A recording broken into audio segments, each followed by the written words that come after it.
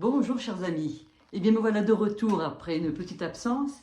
Je reprends dans mes capsules vidéo comme je vous l'avais dit depuis le début de l'été. Nous allons démarrer cette vidéo avec quelques informations sur cette super pleine lune bleue qui vient de se produire le 31, donc c'était hier parce qu'on est le premier. En fait, en réalité, c'est pas vrai. Au Québec, c'était dans la nuit, dans la soirée du 30 au 31. D'accord? C'est en France que c'était le 31, c'est le décalage, etc. Donc la lune aussi est décalée finalement. Donc cette super lune était sur l'axe Lion-Verseau. Je vous rappelle que je fais de l'astrologie védique, donc on décale de 24 degrés, on va dire en gros.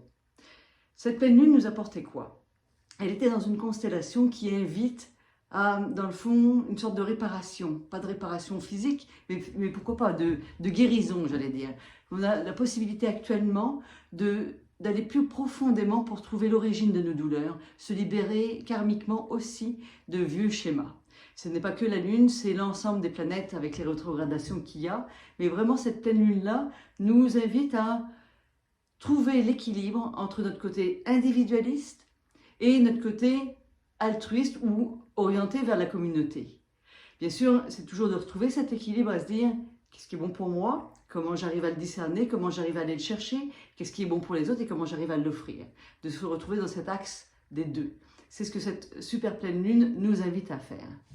Alors, vous savez aussi que actuellement, vous pouvez parfois avoir cette impression de plus grande lourdeur depuis quelque temps. C'est normal parce qu'on a beaucoup de planètes en rétrogradation actuellement. On a quand même des planètes personnelles comme Vénus, comme Mercure, comme Jupiter, comme Saturne. Bon, c'est moins personnel, mais ce sont quand même des planètes qui sont très importantes, donc qui sont en rétrogradation depuis quelque temps, qui peuvent parfois nous donner un sentiment de pessimisme, qu'on ne va pas y arriver, ou la difficulté à démarrer nos affaires, ou à les finir, l'impression qu'on stagne. En réalité, il ne faut pas tout à fait le prendre comme ça. Quand on a un amas de planètes comme ça qui est en rétrogradation, c'est une invitation à l'introspection. C'est une invitation à aller se rechoisir complètement. Ce n'est pas uniquement cette lune-là. Donc cette lune, elle vient accentuer tout ça. Donc, vous voyez, par exemple, Saturne, lorsqu'elle rétrograde, ça ralentit nos projets éventuellement, mais ça nous invite à beaucoup plus de profondeur. Donc, parfois, on ressort d'un transit de rétrogradation de Saturne avec des idées qui ont été revisitées, qui sont beaucoup plus intéressantes. Donc, en même temps, je vais vous donner quelques dates comme ça par rapport à ces planètes rétrogrades. On avait Vénus qui était rétrograde depuis quelques temps, donc ça a dû peut-être faire de l'agitation dans les couples pendant la durée de l'été. Elle était rétrograde, elle vient de repasser, elle repasse direct le 4 septembre. Ça veut dire quoi? C'est que tout ce qui s'est passé pendant ces derniers mois, l'été en gros on va dire, nous a obligés à aller nous rechoisir dans nos relations. Ça nous permet de nous rechoisir dans nos relations avec nous-mêmes aussi, mais aussi avec notre partenaire ou notre entreprise, ou en tout cas tout ce qui est relationnel, mais aussi par rapport à notre créativité, de choisir comment on veut faire les choses. D'accord? Donc ça, vous allez voir que ça va être beaucoup plus clair en septembre. Septembre ne sera pas nécessairement un mois très facile parce qu'il va amener vraiment beaucoup à l'introspection et certains signes vont certainement beaucoup plus peiner que d'autres. Mais vous savez que non, moi je ne fais pas des capsules très longues pour expliquer. Je vous fais en gros un survol de ce que je ressens des énergies du moment. On a également Mercure qui est rétrograde. Alors là j'en parlais dans mon infolettre. Parlons-en de Mercure rétrograde, c'est toujours la même chose.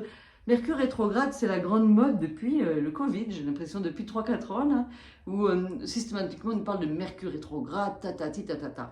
Mercure rétrograde, c'est certain que normalement, surtout selon là où il est placé, on dit que c'est pas le moment d'aller signer des contrats, d'acheter un nouvel ordinateur, de démarrer des nouveaux projets, parce que souvent on voit pas vraiment les choses telles qu'elles sont. Donc il nous manque des aspects.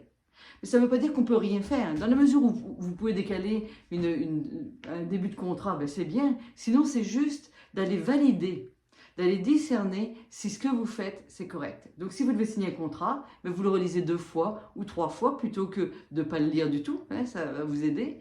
Et ça pourrait normalement aboutir à de belles choses. Alors, il y a des signes qui, par rapport à ce Mercure rétrograde, sont favorisés d'ailleurs. Mais pour les autres, eh bien, ça appelle à l'introspection, à revisiter nos pensées, à revisiter ce qu'on pense, comment on juge les choses, à revisiter, comme j'en parle dans mon infolettre, notre discernement. D'accord? Donc ça, c'est un plus. Donc ça s'arrête le 15. De toute façon, il faut s'y habituer. Mercure rétrograde 3 fois par an. Hein. Donc ça veut dire que 3 fois dans l'année, pendant 3 semaines en gros, eh bien, on a comme un temps où on se dit, on peut revisiter tout ce qu'on a fait. Et puis changer ce qui t'a changé. Saturne qui est rétrograde, donc on sait que c'est lourd, Saturne, redeviendra direct à partir du mois de novembre, le 4 novembre.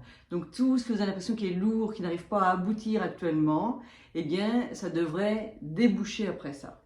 D'accord? En plus Saturne, vous savez, il est dans son cycle, il est chez lui, il est en Verseau. D'ailleurs je me demande s'il n'est pas rétrogradé aussi, non, il est en Verseau.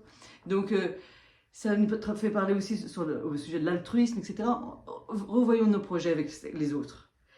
Jupiter, quant à lui, tant qu'à faire, eh bien lui, il tombe en rétrogradation le 4 septembre, au moment où Vénus devient directe, et il sera rétrograde jusqu'au 31 décembre. Alors, Jupiter, vous savez qu'il est en Bélier. Le Bélier, c'est l'action. Il est aussi d'ailleurs conjoint à Raoult. Raoult, qui est un nœud lunaire, qui est quand même pas mal belliqueux. J'ai hâte de voir ce que ça peut faire sur le plan mondial. On verra, je ne me mouille pas là-dedans. C'est ça. Et pour finir, Pluton deviendra direct au mois d'octobre, le 10 exactement. Donc, je pense qu'il va se passer quand même des choses sur le plan mondial, parce qu'on se rappelle que Pluton, c'est le pouvoir. Saturne, c'est aussi les commandements, surtout là où il est positionné actuellement. Je voudrais bien voir notre rentrée, ça risque d'être très intéressant. Est-ce que j'oublie d'autres choses? Oui, c'est ça. Le mois de septembre, je vous ai parlé de la pleine lune au début parce qu'elle vient de passer, mais vous savez qu'on est encore dedans. Les énergies de pleine lune, on les ressent durant tout le mois, d'accord? Donc si vous démarrez actuellement votre mois de septembre avec des difficultés, restez pas là-dessus. Prenez du temps pour vous à accueillir ce qui veut monter, parce que ce qui veut monter là, c'est quelque chose qui veut être guéri, qui veut être libéré.